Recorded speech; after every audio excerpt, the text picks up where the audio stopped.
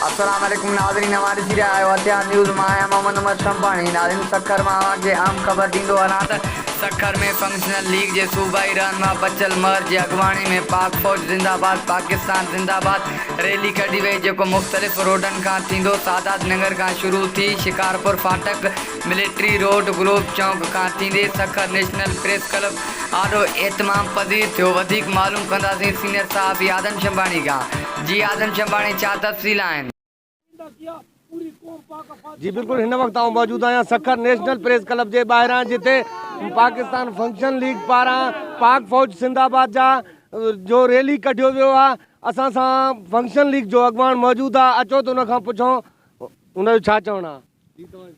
औज़ु बिल्लाहि मिनश शैतानिर रजीम, बिस्मिल्लाहिर रहमानिर रहीम। असांजो चवणु इहो आहे कि जेको पाकिस्तान में वेही या पाकिस्तान खां ॿाहिरि वेही जेके इहे ग़लति हरकतां ऐं ग़लति मुहिम हलाइनि था, असां उन्हनि खे मैसेज ॾियूं था त पाकिस्तान जी फ़ौज हिकिड़े कलमे जे पोयों आहे, जंहिंजे अॻियां कलमो आहे, हू हिकिड़ी दिफ़ा वारी आहे, जंहिंजे लाइ असां उन्हनि खे अपील कयूं था कोई अहिड़ी हरकतां न करे।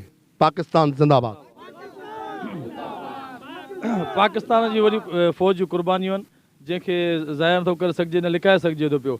सियासतदान जेके बि आहिनि पंहिंजी सियासत चमकाइण जे लाइ फ़ौज खे जेको आहे ज़ोरी इक़्तिदार में गेले करे अचनि था। असांखे फ़ौज जो पोयों जेको हथु आहे, पोइ फ़ौज खे जेके हटाए थी त फ़ौज जो हथु आहे, लेकिन फ़ौज जो कोई बि हथु न आहे। असां इहो चवंदा सियासतदान खे पंहिंजी सियासत कनि, फ़ौज खे जेको आहे विच में न आणनि।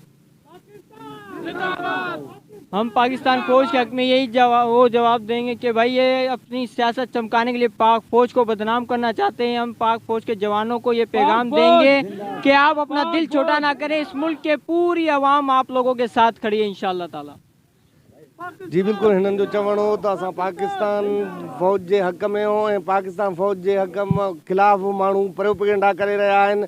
कैमरामैन इरफान बलोच सां गॾु आदम शंबाणी, हथियार न्यूज़, सखर।